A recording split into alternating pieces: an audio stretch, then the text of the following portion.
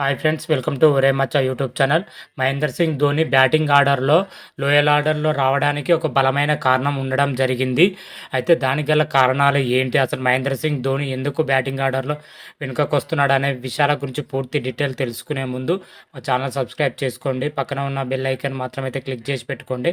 ఫర్దర్గా మేము వీడియోలు అప్లోడ్ చేసినప్పుడు మీకు నోటిఫికేషన్ వస్తుంది. ఐపీఎల్ 2024లో మహేందర్ సింగ్ ధోని మాత్రం అయితే సూపర్ ఫామ్తో కొనసాగిపోతున్నాడని చెప్పుకోవచ్చు.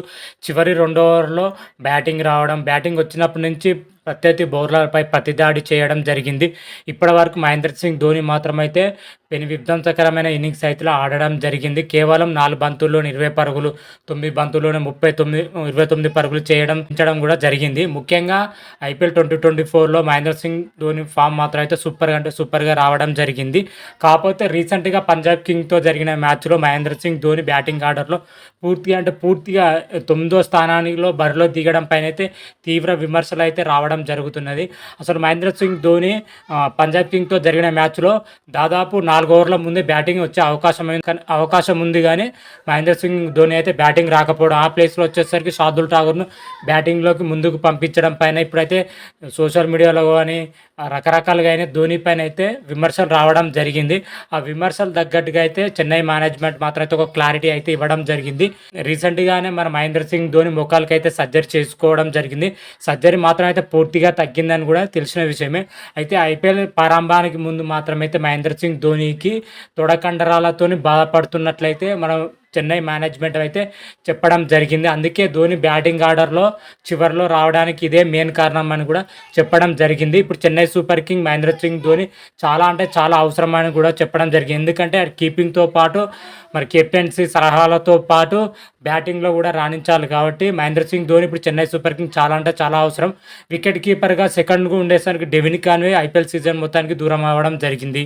మహేంద్ర సింగ్ ధోని కూడా చెన్నై సూపర్ కింగ్ దూరం అయితే వికెట్ కీపర్ పొజిషన్లో ఎవరు చేస్తారనేది అయితే సందిగ్ధంలో మిగిలిపోతుందనే కారణంతోనే మహేంద్ర సింగ్ ధోని మాత్రం అయితే నొప్పిని భరిస్తూ వికెట్ కీపింగ్ కూడా చేయడం జరుగుతుంది అని అయితే చెన్నై మేనేజ్మెంట్ అయితే చెప్పడం జరిగింది. ధోని బ్యాటింగ్ ఆర్డర్ పైన అయితే మాజీ క్రికెటర్ మాత్రం అయితే ఫైర్ అవడం జరిగింది. ముఖ్యంగా పంజాబ్ కింగ్తో జరిగిన మ్యాచ్లో ధోని బ్యాటింగ్ ఆర్డర్ ముందుకు రావచ్చు కదా, అలాంటి టైంలో రాకుండా వెనుకకి రావడం ఎందుకు, అలాంటప్పుడు అతని ప్లేస్లో వేరొక ప్లేయర్ తీసుకుంటే బాగుంటుంది అనేది అయితే హర్భజన్ సింగ్ మాత్రం అయితే సూచించడం జరిగింది. అదేవిధంగా ఇర్ఫాన్ పఠాన్ కూడా చెప్పడం జరిగింది. బ్యాటింగ్ ఆర్డర్లో మహేంద్ర సింగ్ ధోని ప్లేస్ మరొక ప్లేయర్ తీసుకుంటే బాగుంటుంది అని అయితే హర్భజన్ సింగ్ అయితే సూచించడం జరిగింది. హర్భజన్ సింగ్ వచ్చేసరికి కొంచెం ఘాటైన వ్యాఖ్యలు కూడా చేయడం జరిగింది.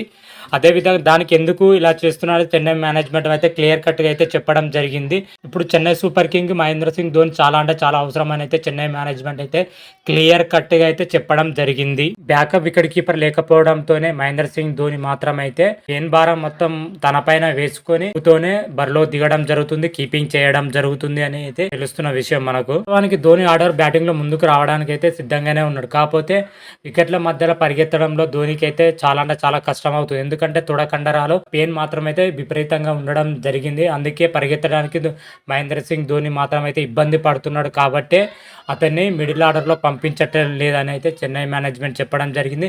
అందుకే లోయల్ ఆర్డర్లో ధోని అయితే రావడం జరుగుతుంది.